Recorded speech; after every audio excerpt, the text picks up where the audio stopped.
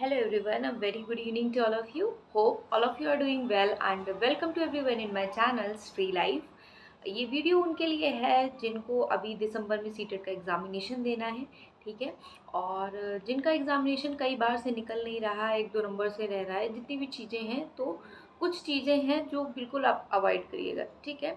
मैंने खुद ने सीटेट पहली बार में ही क्रैक कर लिया था, फिर एक बार और ऐसे दे दिया था, मतलब वैकेंसी नहीं आ रही थी, और इस बार मतलब ये वाला जो भी 7 जुलाई को आई गेस हुआ था, एग्जैक्ट डेट मुझे याद नहीं है, मैंने स्कोर कार्ड लगाया है ना, तो इसमें भी दिया था। तो मेरा खुद का एक्सपीरियंस है। स्कोर कार्ड सिर्फ इसलिए लगाया है, कुछ 1-2% लोग जो नए होते हैं वो पूछते हैं, दैट्स वाई, वरना कोई ज़रूरत नहीं है लगाने की ना। अगर हम बात करते हैं कि सीटेट को क्रैक करने, देखिए सबसे पहले बात, मेरे पास टाइम कम था। मेरे पास, मैं लिटरली बताऊं, बिल्कुल सच बोलूं तो 7 दिन ही थे। मेरा एक और एग्जामिनेशन लगा था जिसकी वजह से मैं पढ़ नहीं पाई थी, तो 7 दिन में मैं सोचा कि मैं अपना बेस्ट कैसे कर पाऊँ। ये थोड़ा सा मतलब फर्जी लग रहा होगा आपको, बट मेरे पास ये था कि मैंने डीएलएड किया था, कंसेप्ट बेसिक क्लियर थे, ये सब चीज़ें, बहुत ज़्यादा प्रॉब्लम नहीं था। और सीटेट एक बहुत ज़्यादा मतलब कोई ऐसा डिफ़िकल्ट एग्ज़ाम नहीं और बहुत हलवा भी नहीं है, अगर आपके अंडरस्टैंडिंग है ना। अभी अगर हम बात करें तो ऑन एन एवरेज आपके पास 2 महीने हैं। 15 दिसंबर को बोल रहे हैं, अक्टूबर नवंबर तो पूरा है ही, 2 महीने हैं, ठीक है। तो सबसे पहले आपको करना क्या है कि आप ये सोचिए कि एग्ज़ाम मतलब एक टीचिंग एग्ज़ाम का ईज़ीएस्ट एग्ज़ाम है, ठीक? तो ये आराम से क्रैक हो जाएगा, ठीक? अब इसको क्रैक होने के लिए सबसे ज़्यादा आपको इम्पॉर्टेंट है CDP. CDP is a very important, मतलब CDP played a very important role in this examination. हाँ, नॉट ओनली दिस एग्ज़ामिनेशन, इसके बाद भी आपको जो भी एग्ज़ाम देंगे या फिर इसी में 75 मार्क्स का जो है सीडीपी ही काम करता है। कैसे? पेडागोजी जो डील करती है वो एक तरह से सीडीपी से ही रिलेटेड होती है, ठीक है। तो सीडीपी का आपको पढ़ना है। सीडीपी के लिए आप अभी से खाना बनाते टाइम, झाड़ू लगाते टाइम, अगर आप हाउसवाइफ हैं, उनके एस्पेक्ट में बता रही हूँ कि मैं खुद एक मदर एंड हाउसवाइफ हूँ, आप बोल सकते हो, ठीक है। जब तक गवर्नमेंट जॉब नहीं लग जाती तब तक आप बोल सकते हो, ठीक है। नाउ एस्पिरेंट हूँ बट स्टिल मैं बता रही हूँ। तो आप एक प्लेलिस्ट ऑन करके रख लीजिए, 40 से 41 वीडियोज़ है, या तो आप let's learn by Himanshi ma'am को फॉलो कर ले या सचिन सर को, जिनका आपको समझ में आता हो। मेरी पर्सनल रिकमेंडेशन क्या है, मैंने किसको फॉलो किया था, मैंने let's learn by Himanshi ma'am को फॉलो किया था, ठीक है। तो मुझे अच्छे से समझ में आता, थोड़ा सा मैं, मेरा इंग्लिश का भी है तो उनसे अच्छे से समझ में आता। तो आप वहाँ से सुनते जाइए, एक एक कंसेप्ट आपके दिमाग में बैठता जाएगा, ठीक है। किसी भी टाइम ये ना सोचिए कि मैं जब खाली होंगी तभी, आपके पास टाइम नहीं। तो सीडीपी आपने यहाँ से कवर करना है, हो गया कवर पूरा, आपने 40-41 वीडियो देख ली। काम करते टाइम देख लेंगे तो आपको बर्डन भी रहेगा। एक बार देख ली, 2 बार देख ली, इस तरीके से वीडियो देख ली। उसके बाद उसके नोट्स कहाँ से पढ़ने, उन्हीं के टेलीग्राम चैनल पे हैं, ठीक है, वहाँ से आप वो पढ़ लें। सीडीपी के आपका कवर हो जाएगा तो 30 में 25-26 नंबर वहाँ से आ जाएंगे। मेरे भी आ गए थे, आपके भी आ जाएंगे, बट सीडीपी के कंसेप्ट अच्छे से क्लियर होने चाहिए। समावेशी शिक्षा 5 नंबर की, 15 नंबर की पेडागोजी, 15 नंबर की चाइल्ड डेवलपमेंट, ये आपका क्लियर होना चाहिए। दूसरा आपको ध्यान रखना है कि जो अभी आप फॉर्म भरे हैं उसमें आपने भाषा कौन सी चूज़ की।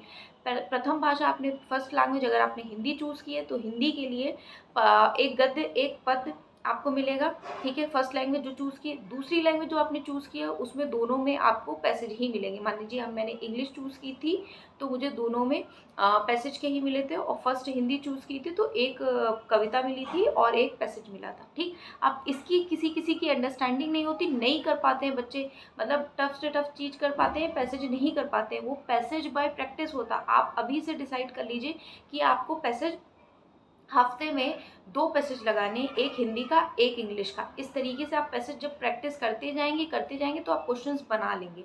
तो अगर आप पैसेज कैसे करेंगे, देखिए पैसेज की मेरी खुद की अप्रोच है, मैं सेपरेट भी वीडियो बना दूंगी, बट बता देती हूँ। पैसेज में आपका जो है, एक तो थीम आधारित क्वेश्चन पूछ लिया जाता है ना, और उसी पैसेज से रिलेटेड मतलब कुछ वो मैं अलग वीडियो, खैर ये वीडियो लंबा हो जाएगा, उसी से रिलेटेड ही होता है। मैं पिछले भी वीडियो में बता चुकी हूँ, बट इसमें चलिए नेक्स्ट टॉपिक पे बात करते हैं, वीडियो बहुत लंबा हो जाएगा। पैसेज हो गया, पहले सीडीपी आपने पढ़ लिया, दूसरा आपने पैसेज कर लिया, ठीक है, यहाँ से हो गया। तीसरा आपको क्या करना है कि जो पेडागोजी होती है हिंदी और इंग्लिश के लिए, हिंदी और इंग्लिश की पेडागोजी के लिए आपको इन्हीं के टेलीग्राम चैनल पे मैंने एक ही चैनल को फॉलो किया था। कोई एक ही सोर्स को फॉलो करिए, एक ही चैनल को फॉलो करिए और उस पे आप ट्रस्ट करिए, इधर उधर मत भागिए, ठीक है। तो इन्हीं की पेडागोजी मेरे पास थी, let's learn by Himanshi ma'am की। तो 14 से 15 पेज की ऐसे कुछ थी, थोड़ा सा ही था, मतलब कुछ बेसिक चीज़ें उसमें मैंने पढ़ी थी। लर्निंग क्या है, एक्विजिशन क्या है, भाषा क्या है, अधिगम क्या है, फर्स्ट लैंग्वेज क्या है, सेकंड लैंग्वेज क्या है ना। और क्या कहते हैं, नॉम चोम्स्की का सिद्धांत, है ना। कुछ ही चीज़ें मैंने उसमें करी थी, बाकी अपनी कंसेप्चुअल अंडरस्टैंडिंग लगाई थी, क्वेश्चंस थोड़े बहुत देख लिए थे, ठीक है। तो यहाँ से आपकी दोनों लैंग्वेज की पेडागोजी पे ध्यान हो जाएगा। फिर दूसरी बात आती है मैथ्स की। तो जो 15 नंबर की मैथ्स आती है, मैं अपने केस में बताऊँ, मैंने कुछ नहीं पढ़ी थी और मैथ्स में अच्छे नंबर, बहुत अच्छे नंबर आ जाते हैं, मतलब 30 में 21, 22, 23, 24 नंबर आ जाते हैं, 20 नंबर तो आ जाते हैं। मैथ्स बहुत ही ईजी आती है, मतलब मोहन सामान लेने गया तो इतने किलो ये खरीदा, आटा खरीदा, चावल खरीदा, इस तरीके का सिंप्लीफिकेशन का दे देगा, मतलब वही बॉड मॉस लगा के आपको सॉल्व कर लेना होगा। बार वाला क्वेश्चन दे देगा, 1.99 ऊपर बार लगा है तो कैसे आप सॉल्व करोगे, पॉइंट हटा के कैसे, क्या, है ना। इस तरीके का क्वेश्चन आएगा। या 1+1/1 है, 1+1/1 है, तो इसे ऐड ऑन करना है, इस तरीके का कुछ क्वेश्चन होगा। तो बेसिक है, पीवाईक्यू देखेंगे आपका सॉल्व हो जाएगा। यहाँ से आपने मैथ्स होगी, ठीक। ईवीएस के लिए 3rd to 5th NCERT follow कर ले, या फिर किसी एक चैनल को आप फॉलो कर ले, वहाँ से एनसीईआरटी रीड आउट कर ले, ठीक है। तो ऑन एन एवरेज मैंने एक आपको स्ट्रेटेजी बता दी। और जो पेपर 2 है, पेपर 2 भी सिमिलर यही पैटर्न फॉलो करिए, बस 6 to 8 के लिए आप एनसीईआरटी रीड आउट करिए, ठीक है। एसएसटी है तो 6 to 8 के आप एनसीईआरटी रीड आउट करिए। मैंने एक वीडियो बनाई है, पिछला जो दिसंबर का एग्जामिनेशन हो उसको बहुत अच्छे से एनालिसिस किया है, बताया है हिस्ट्री से कैसे क्वेश्चन आए, कौन से चैप्टर से, कौन सी क्लास से आए, ज्योग्राफी के कहाँ से आए, पॉलिटी के कहाँ से आए, तो आप वो देखिएगा। मे भी उसका नोटिफिकेशन नहीं गया इसलिए बच्चे देख नहीं पाए हैं, बट स्टिल, ठीक है। और यही है, सबसे पहले आप सीडीपी को स्ट्रॉन्ग करिए। आप कोशिश करिए इस महीने, 1 महीना लगता है या 1.5 महीने लगता है, सीडीपी हो जाएगा आपका। पैसेज को एक हफ्ते में 2 पैसेज लगाना बड़ी बात नहीं है, 15 मिनट का टाइम लगाइए, आराम से करिए, ठीक है। और 3rd to 5th एनसीईआरटी भी वीडियो से आप कर लेंगे। मैथ्स है पीवाईक्यू से करना है, ठीक है। देखिए, मैं बता चाहे जितने भी ट्रिक्स दूँ, टिप्स दूँ, पढ़ना थोड़ा बहुत कुछ ना कुछ तो आपको डेली पढ़ना ही पड़ेगा। आप डेली अगर 1.5 घंटा निकालना है, 1 घंटा निकाल लें, मैं कह रही हूँ 1 घंटा भी निकाल लें तब भी मोर देन इनफ है। या 2 घंटा, मतलब जैसे मान लीजिए कुछ एवरेज लर्नर है, उसको 2-3 बार स्लो लर्नर है पढ़ने पे, तो 2 घंटा निकाले तो बहुत ज़्यादा है। 1 घंटा भी आप निकाल लें तब भी ठीक है, बट कंसिस्टेंसी से, कंटिन्यूएशन से पढ़ते रहिए, आपका आराम से एग्जामिनेशन क्लियर होगा।